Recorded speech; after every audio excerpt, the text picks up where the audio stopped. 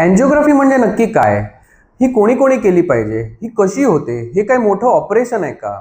अँजिओग्राफीला नक्की खर्च किती येतो?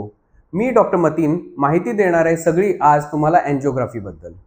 सर्वप्रथम हे लक्षात घ्या की अँजिओग्राफी हे काही मोठं ऑपरेशन नाहीये. ही एक छोटीशी चाचणी आहे. जसं आपण ECG काढतो, 2D इको करतो किंवा स्ट्रेस टेस्ट TMT करतो, तशीच ही अँजिओग्राफी ही डे केअर प्रोसिजर आहे आणि ही फक्त एक चाचणी आहे.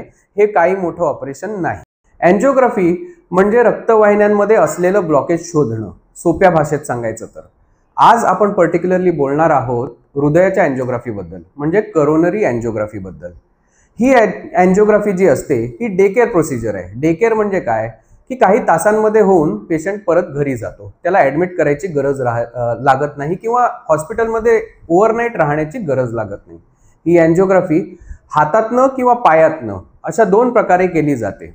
कॉमनली आपण हातातनं करतो कारण की पेशंटला 2 तासातच डिस्चार्ज होऊ शकतो. जर पायातनं केली तर जवळजवळ 6 तासासाठी तरी हॉस्पिटलमध्ये राहावं लागतं, कारण सुई काढल्यानंतर 6 तासासाठी ऑब्झर्वेशन लागतं.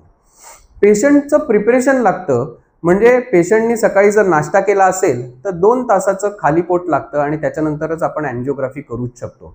कारण की अँजिओग्राफी करताना जी इंजेक्शन दिली असतात त्यावेळी कधी कधी उलटी होते पेशंटला, म्हणून 2 तास तरी काही न खाता पेशंटने यावं ही अपेक्षा असते.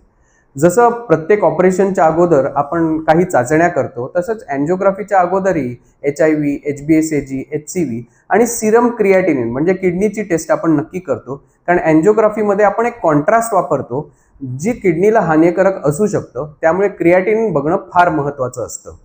त्याचबरोबर आपण ECG आणि 2D इको ही अँजिओग्राफीच्या अगोदर करतो, जेणेकरून आपल्याला हृदयाचं फंक्शनिंग कसं आहे, पंपिंग कसं आहे याची थोडी आयडिया असते अँजिओग्राफीच्या पूर्वी. तर ही अँजिओग्राफी करताना पेशंटला ॲडमिट केलं जातं, कन्सेंट घेतली जाते. ह्या ज्या प्री रिक्विजिट आहेत म्हणजे पहिल्यांदा केलेल्या चाचण्या आहेत त्या तपासल्या जातात की व्यवस्थित आहे की नाही, आणि मगच पेशंटला टेबलवर घेतलं जातं.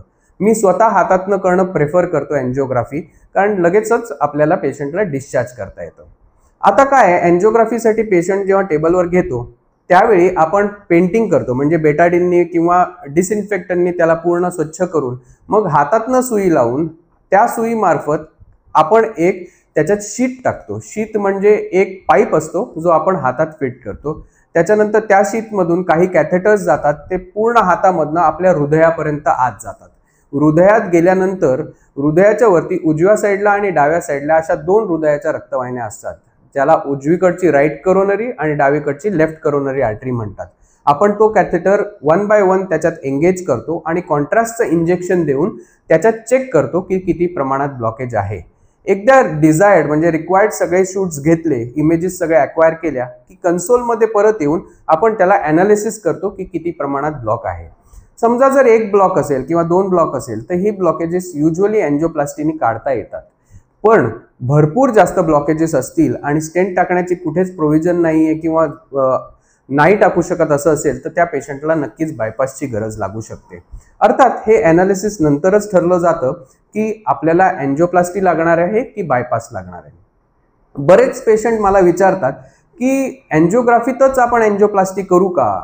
कसं आहे, ह्या सगळ्या गोष्टी बऱ्याच फॅक्टर्सवर अवलंबून असतात. हे एक जे हातात शीट टाकलेलं असतं किंवा पायातनं जी आपण सुई लावलेली असते ती सुई परत लागणार नाही, म्हणून आपण त्याच्यातच न करावी ही त्याच्या मागची एक कल्पना आहे बेसिकली. पण बऱ्याच गोष्टी ह्याच्यात अवलंबून असतात, जसं फायनान्स आलं, कोणत्या स्कीममध्ये करायचं आहे का, त्यांचं काही कॅशलेस इन्शुरन्स पॉलिसी आहे का, त्यांचा जो डिसिजन घेणारा माणूस आहे तो तिकडे उपलब्ध आहे का, ह्या सगळ्या बाबी त्याच्यात अवलंबून असतात. जर इन्शुरन्स असेल तर आपल्याला त्याची अप्रुव्हल लागतात. जर अप्रुव्हल लगेच आलं तर ठीक, जर अप्रुव्हलला वेळ लागणार असेल तर 2 तासापेक्षा जर जास्त असेल तर युजली मी शीट प्रेफर नाही करत किंवा त्याचे कॉम्प्लिकेशन्स होऊ शकतात. जर 2 तासाच्या अगोदरच आपली फटाफट डिसिजन होणार असतील तर आपण नक्कीच त्याच शीटमधनं अँजिओप्लास्टी ही उरकून घेऊ शकतो, जेणेकरून 2 वेळा आपल्याला त्या पेशंटला प्रिक करता येणार नाही किंवा करण्याची गरज लागणार नाही. तर ही एक अँजिओग्राफीची प्रोसिजर आहे. अँजिओग्राफी झाली की आपण ती शीट काढतो आणि पट्टीने ती जागा टाईट बंद करतो आणि थोडा वेळ 2 तासासाठी पेशंटला ऑब्झर्व करतो, कारण एवढी सगळी इंजेक्शन दिलेली असतात, त्याचे रिॲक्शन होऊ शकते किंवा एवढी सगळी प्रोसिजर झाल्यानंतर ॲटलिस्ट 2 तास तरी पेशंटला ऑब्झर्व करून मग पेशंट चालत घरी जाऊ शकतो जर हातातनं केली आहे तर. जर पायातनं केली असेल तर 6 तासानंतरही पेशंट चालत घरी जाऊ शकतो. आत्ता मी जी तुम्हाला माहिती दिली ही पूर्ण होती कन्व्हेन्शनल अँजिओग्राफी बद्दल. तशीच आता लेटेस्ट टेक्नॉलॉजी आलेली आहे जी आपण सीटी स्कॅन मार्फतही अँजिओग्राफी करू शकतो. अर्थात त्याला काही लिमिटेशन्स आहेत किंवा त्याला काही डिटेलिंग त्याच्यात सांगता येत नाही, परंतु आता लेटेस्ट मशीनप्रमाणे आपण नॉन इन्व्हेसिव्ह वेने सीटी स्कॅन करून हृदयाची अँजिओग्राफी ही नक्कीच करू शकतो. परंतु ही छोट्या शहरांमध्ये अवेलेबल नाही आहे. मोठ्या शहरामध्ये मुंबई पुण्यामध्ये किंवा मेट्रो सिटीजमध्ये अवेलेबल आहे. परंतु सीटी स्कॅन अँजिओग्राफीवरती अँजिओप्लास्टी लागणार आहे की नाही लागणार आहे हे डिसिजन घेणं थोडं अवघड होऊन जातं. त्यामुळे कन्व्हेन्शनल अँजिओग्राफी जी आत्ता मी तुम्हाला समजवली तीच अँजिओग्राफी गोल्ड स्टँडर्ड आम्ही मानतो आणि तीच करण्याचा मीही रेकमेंडेशन करतो. सीटी स्कॅन अँजिओग्राफी नक्की कोणाला केली पाहिजे, म्हणजे यंग पेशंटमध्ये, यंग मुलं असतात 30 वर्षाची 35 वर्षाची, ज्यांना अँझायटीमुळे ही छातीत दुखते आणि त्यांना इव्हॅल्युएशन करायचं नक्की का दुखतं, त्यांना ही सीटी अँजिओग्राफी फायद्याची ठरू शकते, कारण ही एक नॉन इन्व्हेसिव्ह टेस्ट आहे. ह्याला सुई वगैरे लावण्याची गरज लागत नाही. परंतु as compared to conventional angiography CT scan अँजिओग्राफीमध्ये खर्च थोडा जास्त आहे. आता आपण चर्चा करूया ह्याला नक्की खर्च किती होतो.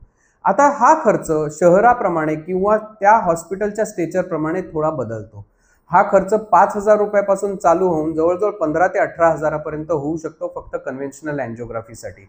छोट्या शहरांमध्ये म्हणजे आमच्या रत्नागिरीमध्ये ही साधारण 5 ते 6,000 अँजिओग्राफी झाली तर मुंबई पुण्यामध्ये ही अँजिओग्राफीचा खर्च 10 ते 18,000 रुपयापर्यंत येऊ शकतो.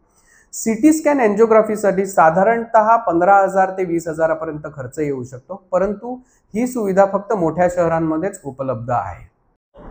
ही होती अँजिओग्राफी बद्दल पूर्ण माहिती. तुम्हाला काही शंका असतील किंवा काही प्रश्न असतील तर मला नक्की विचारा, कॉमेंट करून नक्की विचारा.